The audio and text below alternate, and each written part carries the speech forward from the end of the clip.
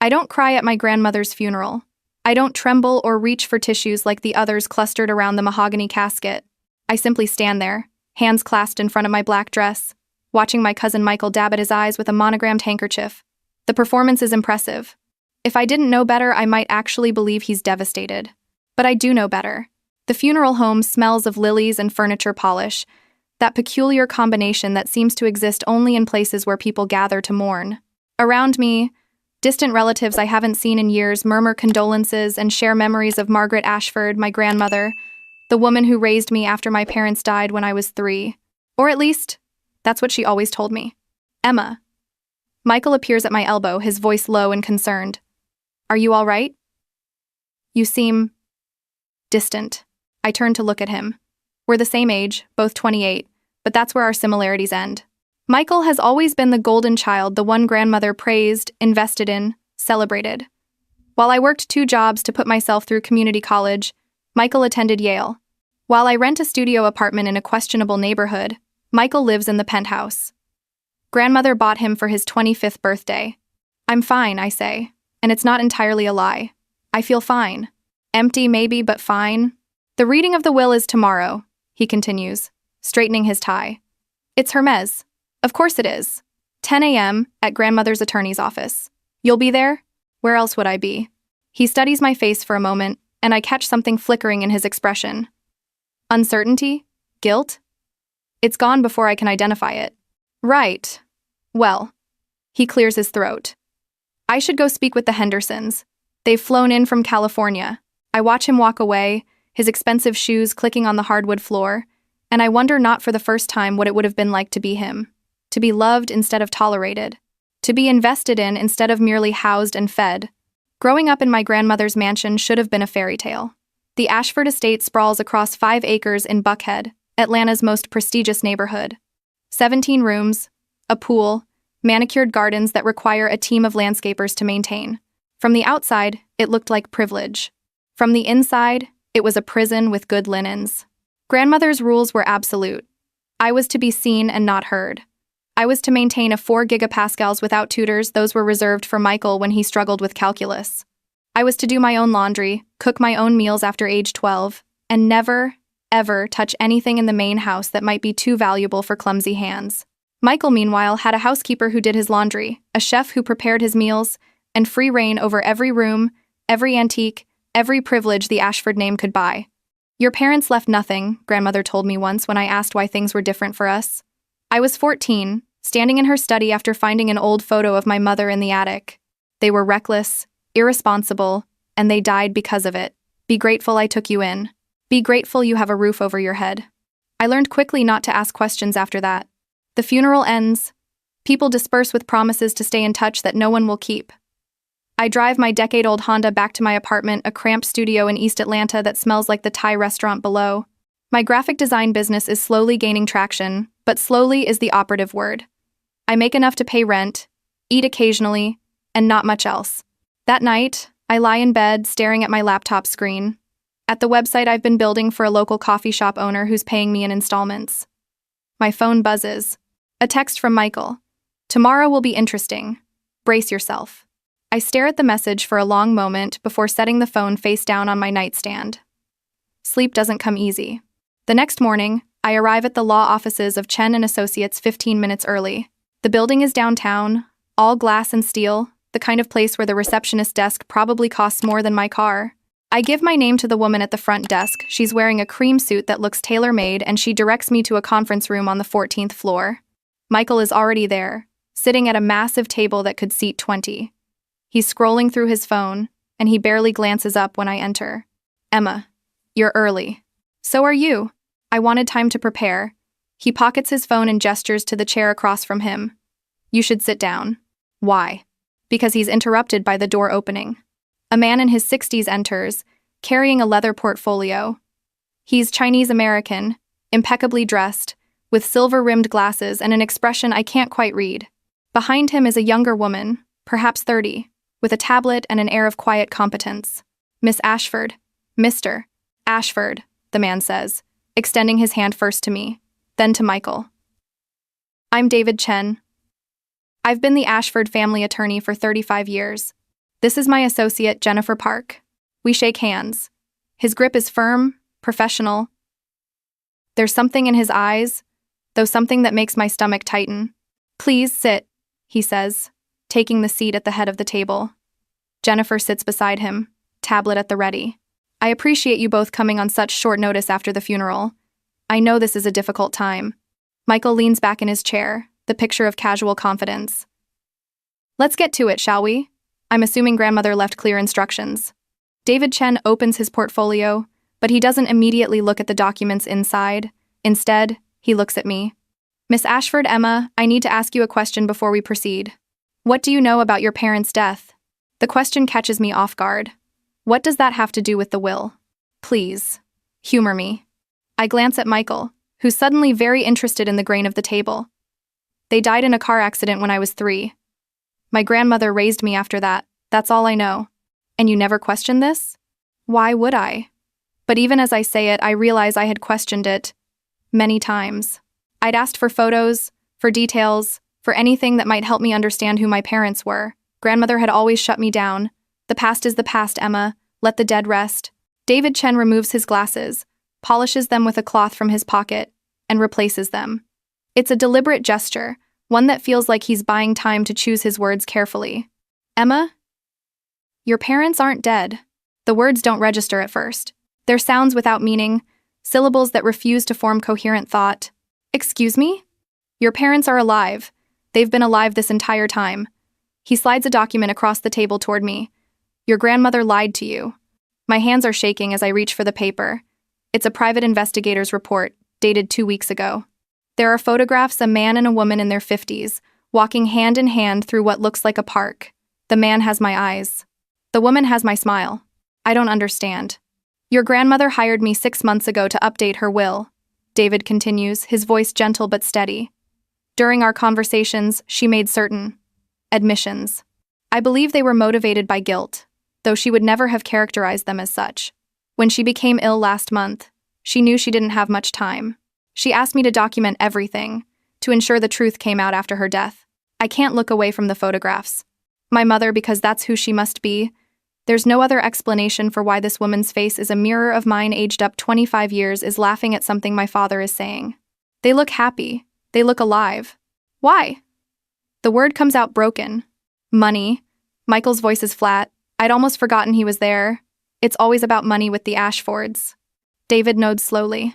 Your grandfather, Margaret's husband, passed away when you were 2 years old. He left an estate worth approximately $43 million at the time.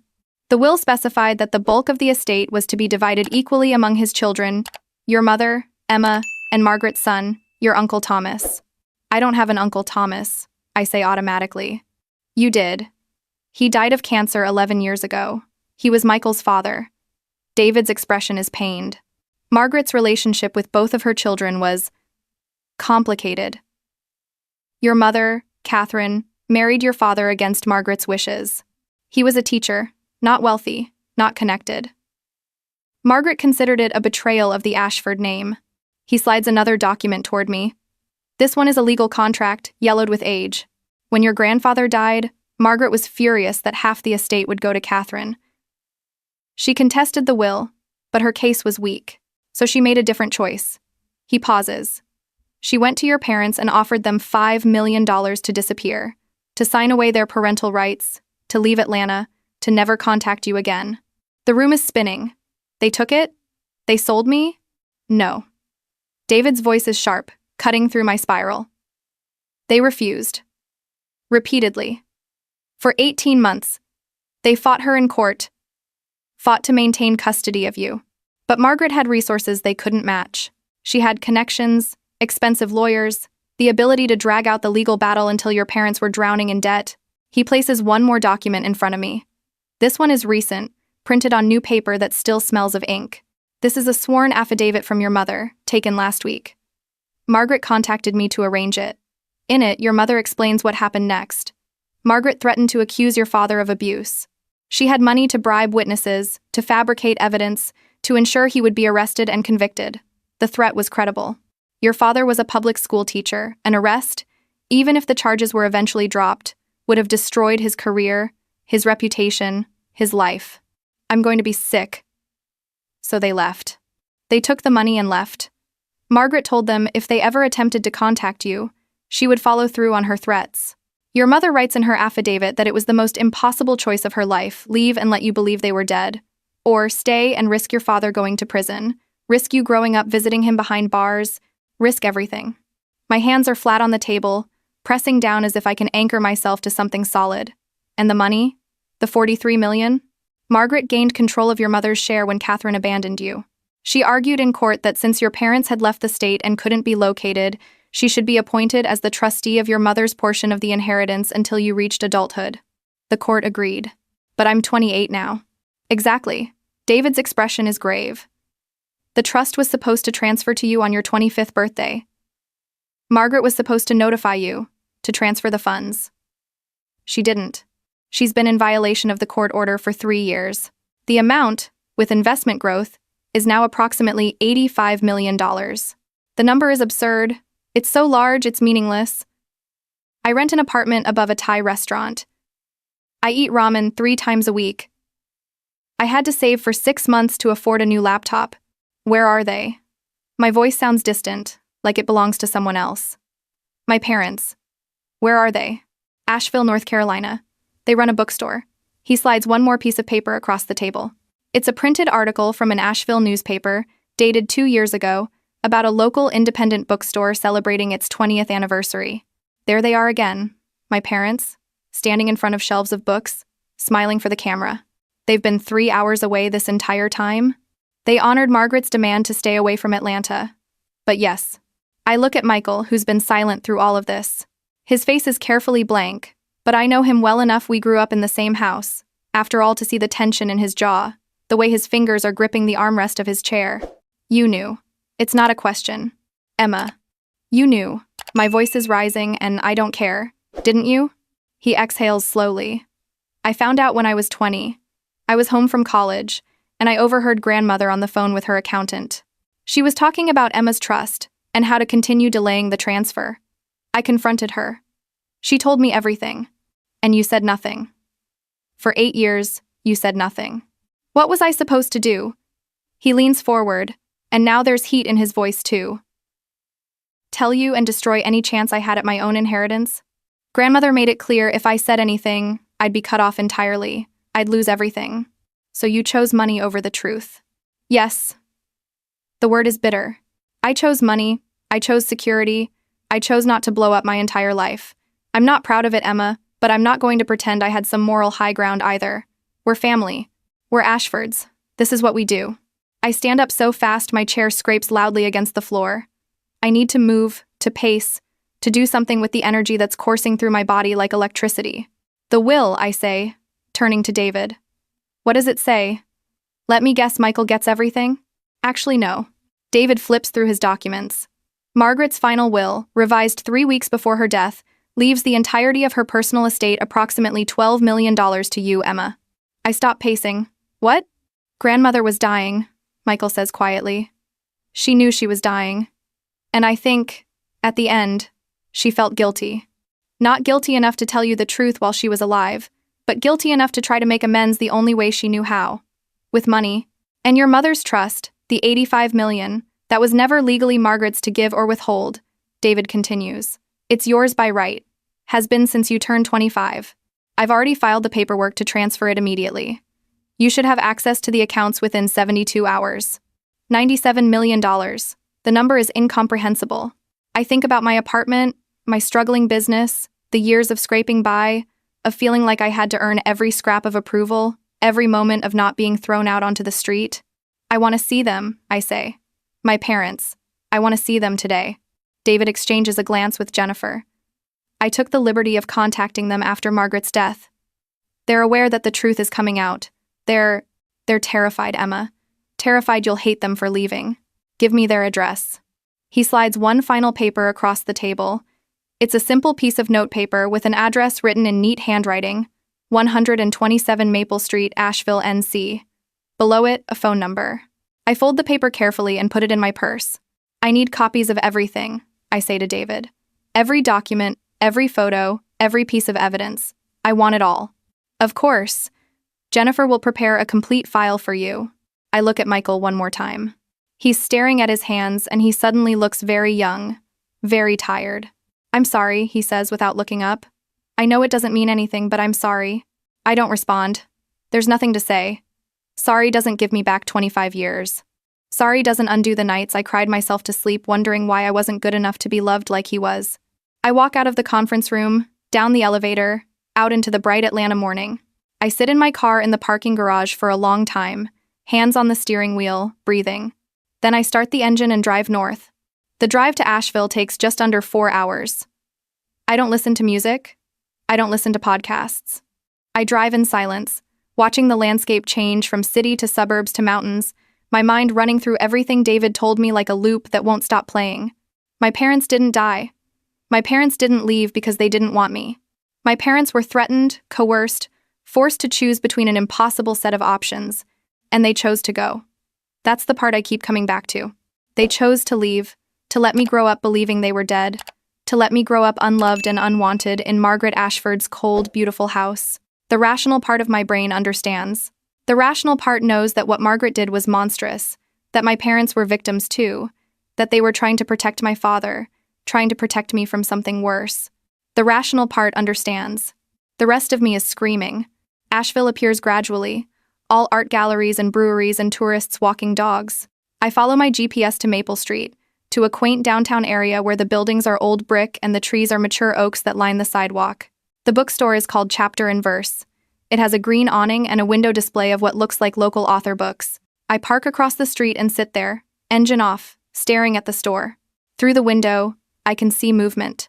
A woman arranging books on a table. My mother. I force myself to get out of the car, force myself to cross the street, force myself to push open the door.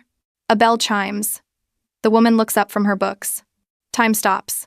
She's older than in the photos, of course. There are lines around her eyes, gray threads in her auburn hair, but those eyes, they're mine. The same unusual shade of green, the same slight upturn at the outer corners. We're just about to close for lunch, she starts, and then she sees my face. The book in her hands drops to the floor with a thud. Emma? My name and her voice breaks something in me. I meant to be calm, to be collected, to ask rational questions and get rational answers. Instead, I'm crying, and I can't remember the last time I actually cried. I'm so sorry, she's saying, and then she's moving toward me and I should step back. I should maintain distance, but I don't. She's hugging me, and she smells like old books and lavender, and I'm sobbing into her shoulder like I'm 5 years old instead of 28.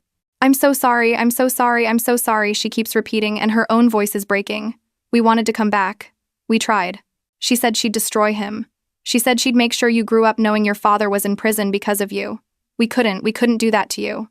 A man appears from the back of the store. My father. He stops when he sees us, frozen, and the look on his face is pure anguish. Emma, he says, and his voice cracks. Oh my God, Emma. I pull back from my mother, wiping my face with my sleeve like a child. She's dead. Margaret is dead. We know, my mother says. David called us. He told us you'd be coming. Why didn't you come to me? The words are raw. In 25 years, why didn't you ever just show up? Take the risk? My father moves closer, slowly, like I'm a wild animal that might bolt. Because we were terrified. Because Margaret had money and power and connections, and we had nothing. Because we thought about it every single day, and every single day we decided that the risk of her following through on her threats was too high. That you were better off believing we were dead than knowing we chose to leave you. I wasn't better off. The words are quiet but sharp. I grew up thinking I wasn't wanted, that I was a burden, that the only reason Margaret kept me was out of some sense of obligation. We know. My mother's face is wet with tears. David sent us your information when you turned 18. We've been following you online, watching your graphic design business, so proud of everything you've accomplished. But we never reached out because Margaret was still alive, and the threat was still real. She left me money, I say. $97 million in total. Your inheritance and hers. My parents exchange a look. We don't care about the money, my father says. We never cared about the money. We took the $5 million she gave us because we needed it to start over, to survive. We used it to open this store, to build a life. But we would have traded all of it, every penny, to have you back. I look around the bookstore at the mismatched furniture, the worn hardwood floors, the shelves built from what looks like reclaimed wood. It's cozy, loved, the opposite of Margaret's mansion with its expensive antiques and cold marble. I don't know how to do this, I admit. I don't know how to have parents after 25 years of not having them. Neither do we, my mother says. But maybe we can figure it out together? I stay in Asheville for 3 days. We talk for hours, filling in 25 years of gaps. They tell me about the legal battle, about the threats, about the impossibly difficult decision they made. I tell them about growing up in Margaret's house, about Michael, about the years of feeling like I wasn't quite good enough to deserve love.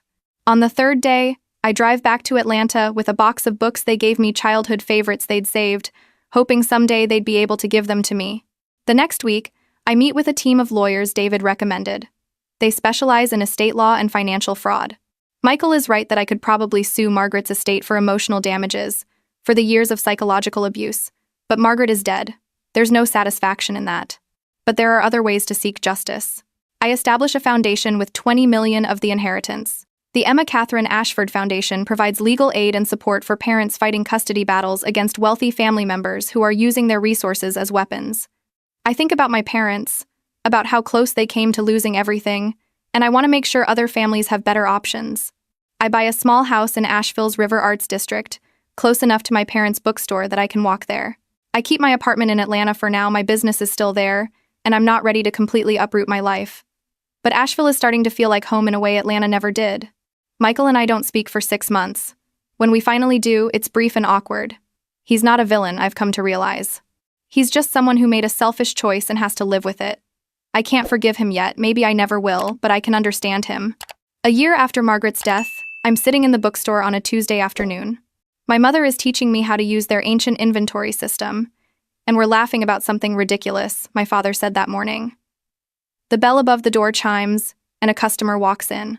My father greets them warmly, directs them to the mystery section they're looking for, returns to his spot behind the counter, and I realize this is what I was missing all those years.